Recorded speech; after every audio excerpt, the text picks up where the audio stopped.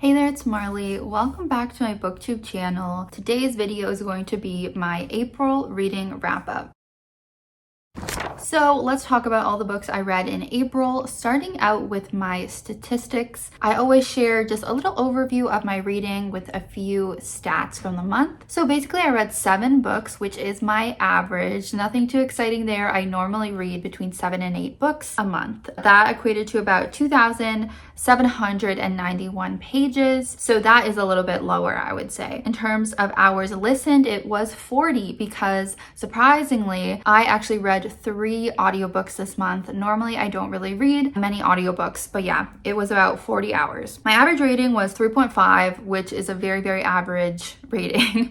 3.5 is around what my average rating normally is. Books acquired was 2, and books I considered own voices was also 2. In terms of genre this month, it's a little bit of a mix. So my biggest genre was romance. 3 of the books I read were romance, and then we had 1 historical fiction, 1 horror, 1 mystery, and 1 sci-fi. So no books from my top 2 favorite categories, which is thriller and fantasy, but I guess I was like branching out a little bit more this month. In terms of format, as I already talked about, 3 of the books I read were audio, which is different. For me, normally I read more physical and ebooks, but this month I read 2 physical books and 2 ebooks. In terms of the audience, so whether I read like adult books or young adult books, I actually read only adult books this month, which is a little weird for me. Normally I have a pretty even split between YA and adult, but this month there's only adult. We're growing up.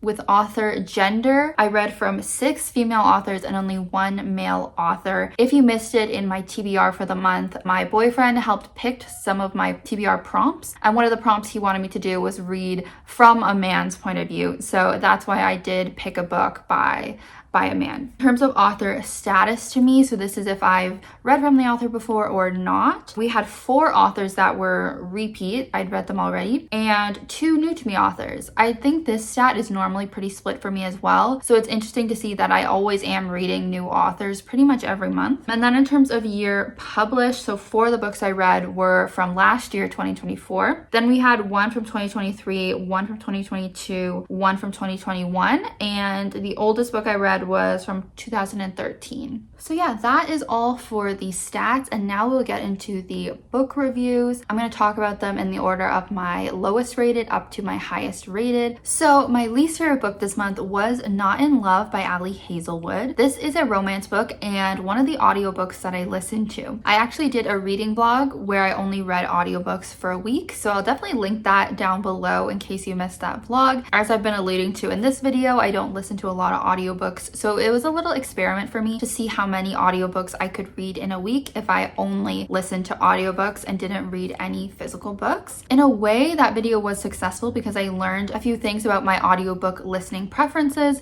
but I didn't love any of the books I listened to, which included this one. So this is about 2 characters who meet via a hookup app. They meet up to hook up. They actually end up not hooking up that night. Some stuff happened, but they do kind of connect. And then the next day, they find out that they have a connection through both of their workplaces. Basically, their workplaces are having kind of like a rivalry. I think the guy's business is trying to like acquire her company, and so she's kind of like pissed about that. So they have this external conflict, but they still have this connection to each other, this attraction. And so we're just kind of seeing how their relationship builds. Both of them have their own like interpersonal issues.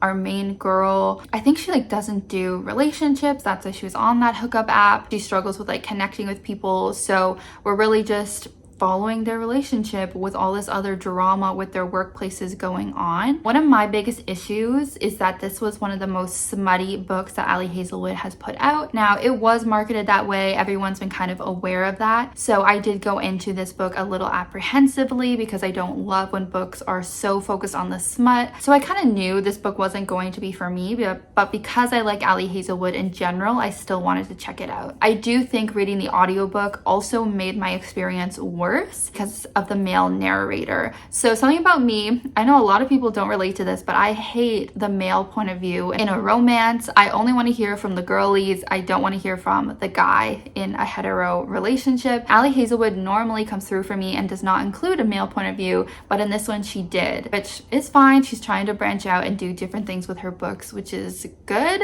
but not good for me. So adding on top of that, the fact that it was a audiobook, so I had to hear the man's point of view in my ear, it just really stop, made the experience even worse. I just don't want to hear the smutty scenes from the male point of view. I just would rather hear from the woman's point of view. So that's kind of a personal issue. I think a lot of other people have enjoyed this book, especially if you're fans of smutty books, but that is just my opinion. So I ended up giving it 2.5 stars. All right, the next book I read was Finlay Donovan Rolls the Dice by Elle Cosimano. This was the next audiobook I listened to in that vlog. So this is the fourth book in the Finlay Donovan series. It is a mystery or like cozy mystery series. So we have our main character Finlay, who is an author. She writes like romance crime novels. So one day she is out in public with her agent talking about the plot of the book, which has to do with murder and stuff like that, and someone overhears and thinks she's a real hit woman,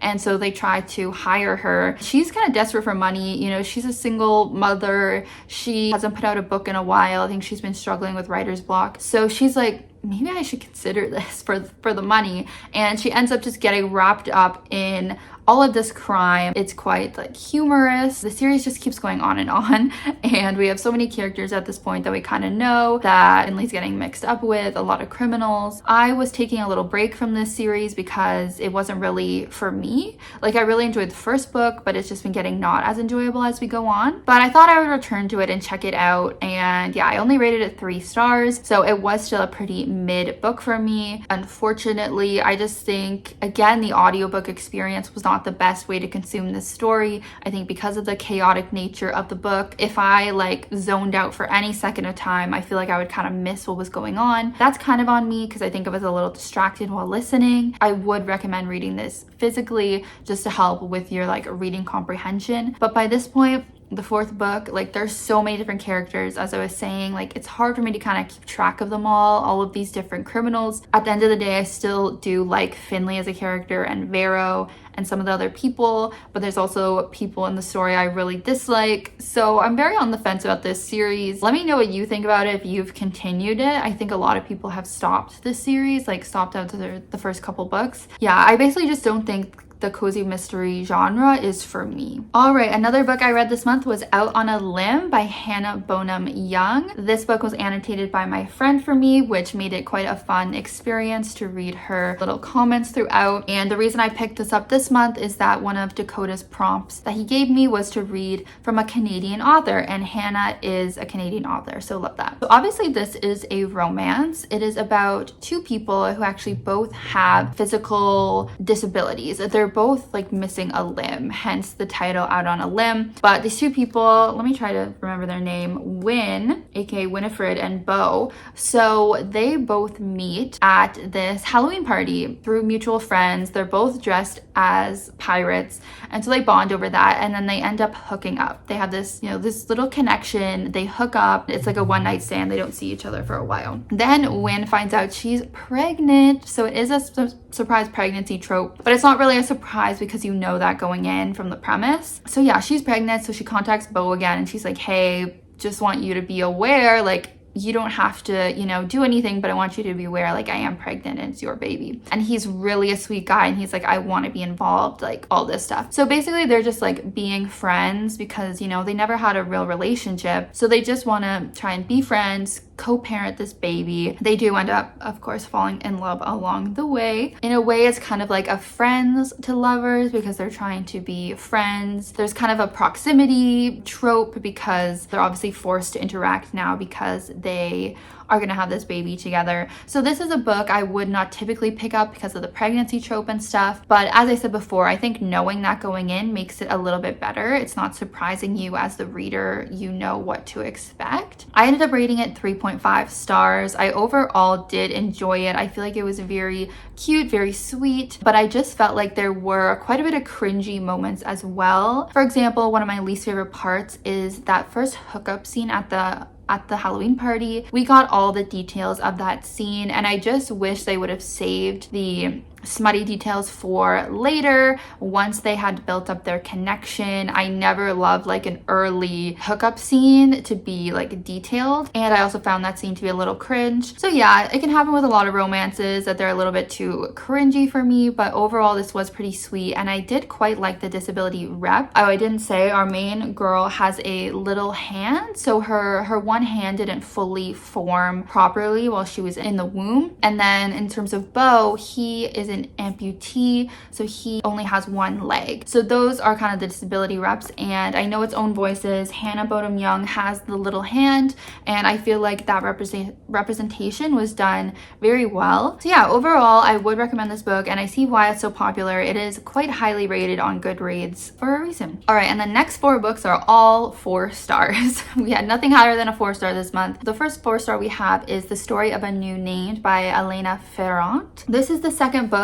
in the My Brilliant Friend series. So this is the historical fiction that I read. First book, My Brilliant Friend, I only gave 3 stars. I wasn't initially going to continue the series, but I read it for my book club, and everyone in my book club was going to continue it. I said, okay, I'll continue it as well, and this is the other audiobook that I read. So honestly, I am glad that I decided to continue the series, because obviously I gave this one 4 stars. Like, I quite enjoyed it. And this is one where I actually did enjoy the audiobook experience. I read the first book on audio and the second one, and at this point I feel like I'm quite used to consuming this story via audiobook. They're also quite long books, so I feel like it's kind of nice to read them via audio so you can be doing other things while you listen. But in terms of the premise, in the first book we have Elena. She is a young girl growing up in Italy in like the 50s. We're really seeing her friendship with this girl Lila. So we're following them in the first book from like ages 5 or like quite young up until their teenage years, seeing what it's like to be a woman in Italy during that time. And both of these girls are going through different experiences. One of them is able to continue pursuing her education into high school and into college.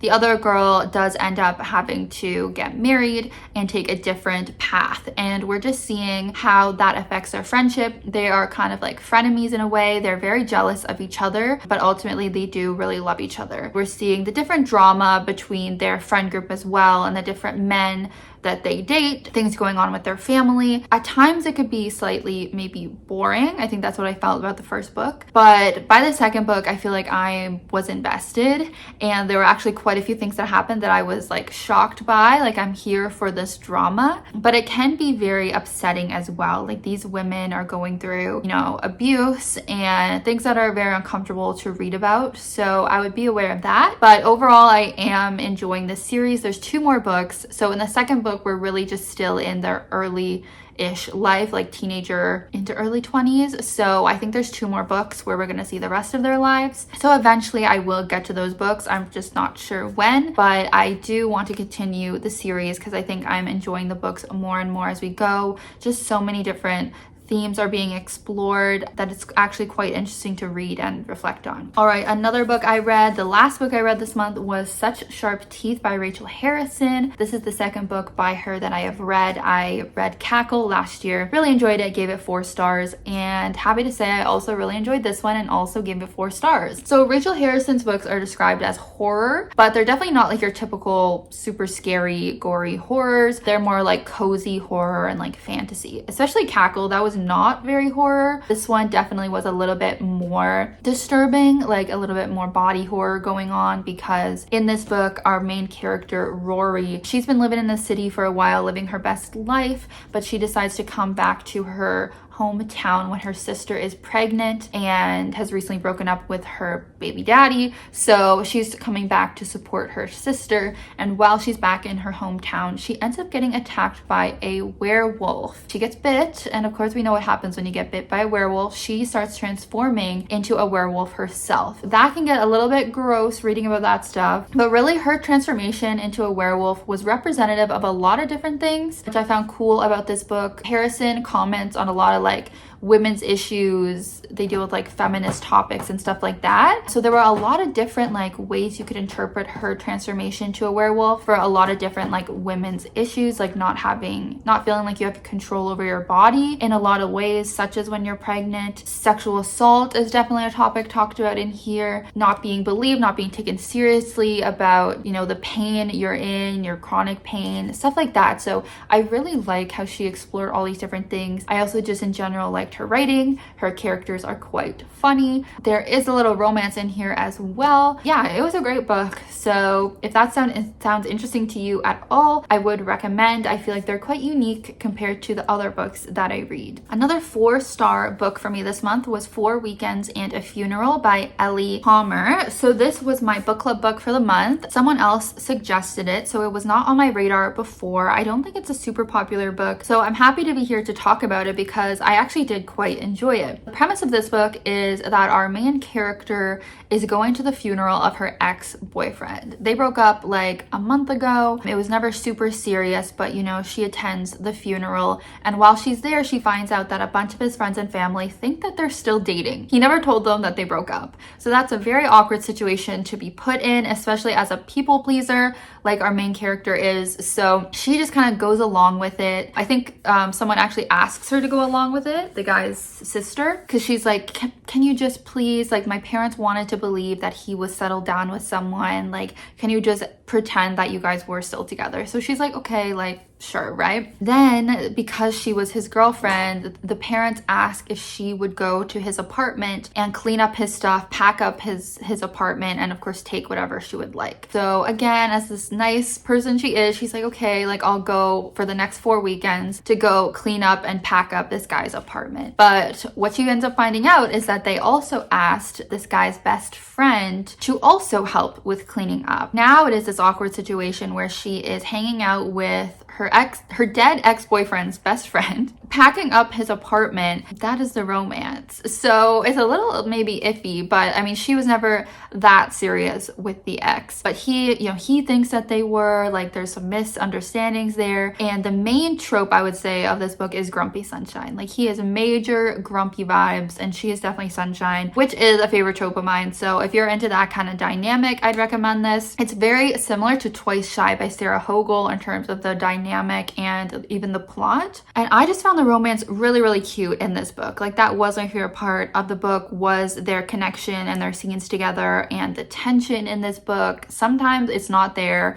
and sometimes it is, and I really felt it in this book, that chemistry. And there were a lot of other things I enjoyed about the book as well. Our main character had recently got a double mastectomy because she had found out she had the breast cancer gene. So she has, gotten them removed, has her fake implants in, and she's really just grieving kind of her old body and that situation. She also is still at risk for some other cancer. She's gonna have to get her like ovaries removed. Like, there's a lot of this kind of stuff going on too, but I think that was a really interesting thing to focus on. And I think its own voices, like, I think the author also has like the breast cancer gene and had experienced that. So that added another layer to the story. I also quite liked the friend group for our main character. They felt very real, and they were part of a trivia team. And when I was a little younger, like in university, I also went to trivia every week and got quite into it with my friends. So there was also some relatability there that I appreciated. So yeah, this is a rom-com I haven't heard too many people talk about, but I do want to recommend it. And then the last book I read this month, which I'd probably say is my favorite book, that's why I saved it for last, was Project Hail Mary by Andy Weir. Obviously, this is the one male author that I read this month, which I talked about earlier. So this is a really popular book, so I probably don't need to pitch it too hard. But in this book, we're following Ryland Grace. I mean, he doesn't know that when he first wakes up on this spaceship. Actually, he doesn't even know it's a spaceship at first when he first wakes up, but he wakes up in space on this spaceship, no memory. He's trying to figure out like why was he sent up into space seemingly alone, or like the two people he was sent up with like are dead. So now he's alone up there trying to like put the clues together, but also like try to remember like, why am I here? What's the background to this? Like, what is this mission that he's on? And honestly, going into the book, that's really all I knew about it. So that's all I really want to say when I pitch it. But I mean, there's so much plot after that. It's a sci-fi. It's from the same author as The Martian. It's being made into a movie. Like, there's a lot of reasons to read this book. It was very, very funny, despite there being so much science. And that's probably why I didn't give it like a full 5-star. I feel like the science could be a lot, and the book kind of, it was quite long. It really went on, and we got so much detail about the science behind so many different things, which is super interesting, but just couldn't give it 5 stars. The way that Andy Weir writes it is like very funny. There's some really heartwarming, great stuff in this book that I don't want to spoil, but obviously if you know, you know. Yeah, it was just a beautiful book. Like, it ended and I was like, that was beautiful. I really loved the ending and how it came together. There are definitely some frustrating things throughout, but yeah, really good book. So that's all I'm gonna say. Definitely read it. Even if you don't really read sci-fi a lot, I think it would be very accessible to anyone to pick it up. And I heard the audiobook's really good for this one. I wish I would have listened to the audio for this one because I'm hearing good things about it, but anyway, so those are the 7 books I've read in April. Feel free to let me know any comment down below if you've read any of these books or if you're gonna read any of them now after my review. But yeah, I hope you had a great reading month in April and an even better one in May. Thanks so much for watching, and please subscribe for more bookish videos from me. And I'll see you next time in a new video. Bye!